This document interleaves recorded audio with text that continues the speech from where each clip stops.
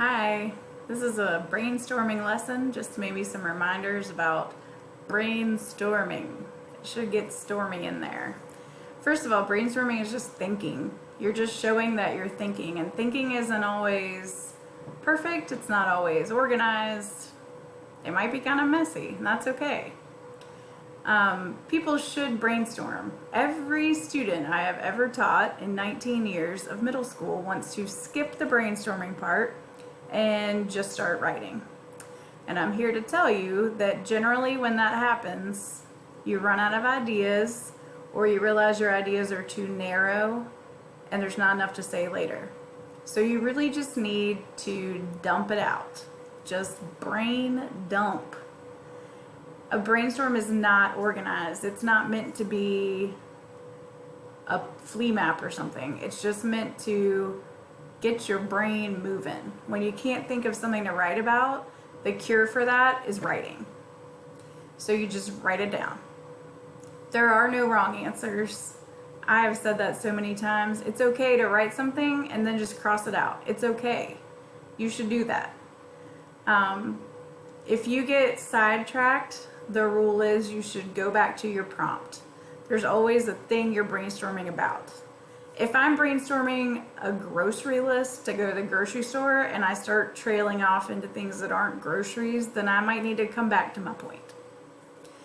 The more the better is the rule for brainstorming. So I don't know when it's enough.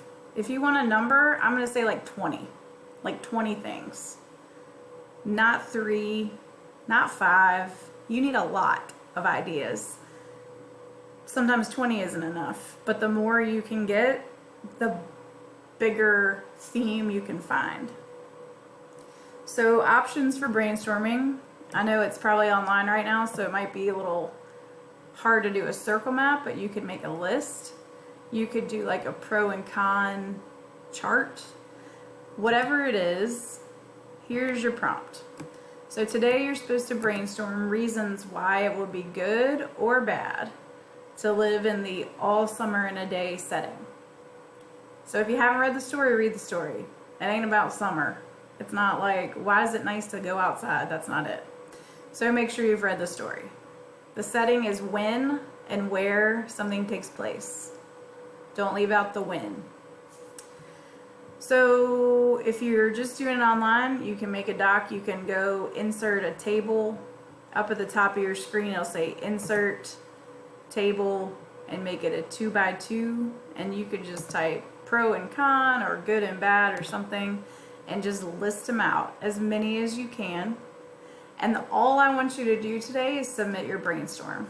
It doesn't need to be color coded or thesis sized or whatever. I just want you to submit your brainstorm so I can see where your brain is, but also this is kind of how we're checking to see you read the story.